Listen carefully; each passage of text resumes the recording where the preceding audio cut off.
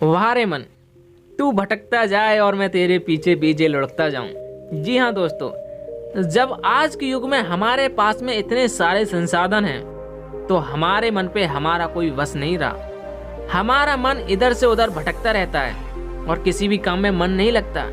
ये कहानी है गौतम बुद्ध की, जिन्होंने संसार में लाखों लोगों को रास्ता दिखाया है। ये बात उस समय की है जब महात्मा बुद्ध अपने शिष्यों के साथ दूसरे गांव में प्रवचन देने जा रहे थे।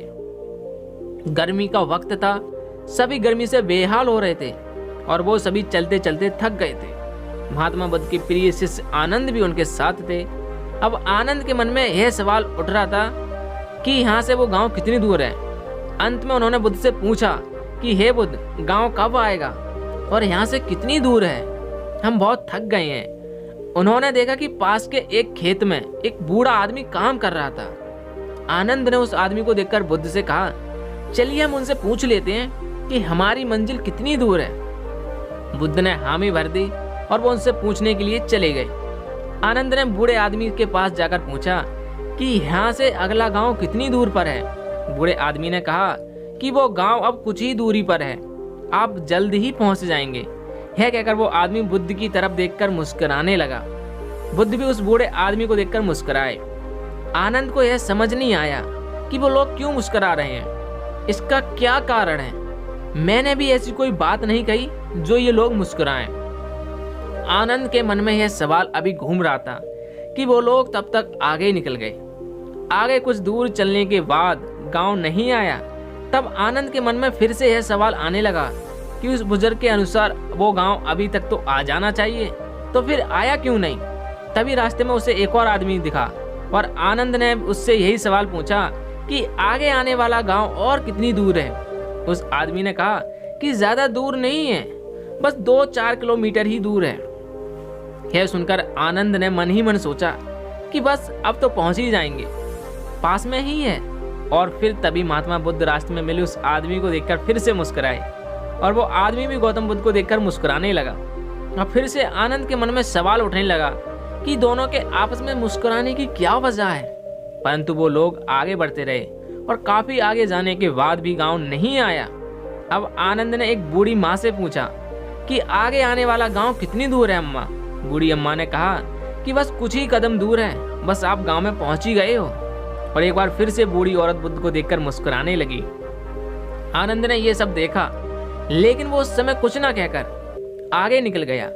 अब भी गांव आने में समय था। आनंद के सब्र का बांध टूटने लगा था। वो समझ ही नहीं पा रहा था कि हम गांव क्यों नहीं पहुंच पा रहे हैं। और वो रास्ते में रुक गया और कंधे पर रखे सामान को क्रोध में आकर फेंक देता है। और अंत में महात्मा बुद्ध से कहता है कि वैसे तो आपने कहा है कि बेकार के प्रश्न नहीं करने चाहिए, लेकिन फिर भी मेरे मन में काफी देर से एक सवाल परेशान कर रहा है। कृपया करके आप मुझे उत्तर दें। बुद्ध ने कहा कि पूछो, क्या पूछना है। आनंद ने पूछा कि हम जिससे भी रास्ता पूछ रहे हैं वो बस थोड़ी दूर कहकर आगे बढ़ाए जा रहा है, तो आप कभी उन्हें देखकर मुस्कुराते हैं और कभी देखकर हंसते हैं। इस चीज को कृपया करके मुझे समझाइए और ये भी बताइए कि हम कहीं गलत रास्ते पे तो नहीं चल रहे हैं, तभी तो गांव नहीं आया है इतनी देर। आनंद की बात सुनकर कहते हैं कि आनंद, हम बिल्कुल सही रास्ते पर चल रहे हैं और जिस रास्ते से हम गांव जा रहे हैं वहां के लोग मुझे जानते हैं, क्योंकि मैं पहले भी इस गांव में जा चुका हूं और मुझे इस राह की दूरी भी पता है और यहाँ के लोग यह भी जानते हैं। और इसीलिए वो लोग मुझे फिर से जाते हुए देखकर मुस्कुरा रहे थे।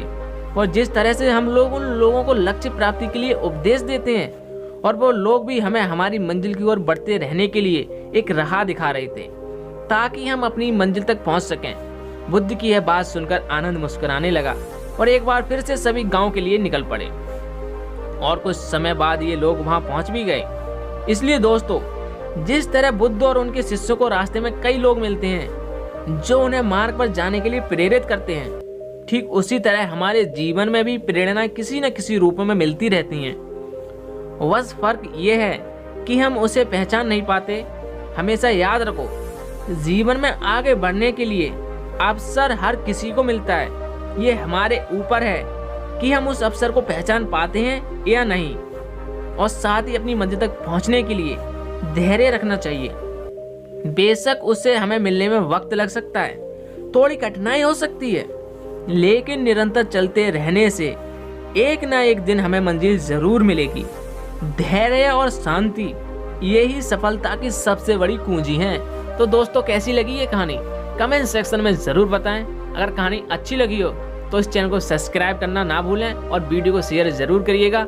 मिलते हैं अगली कहानी में, तब तक के लिए अपना और अपनी फैमिली का ख्याल रखें। जय हिंद साथियों। वाह रे मन, तू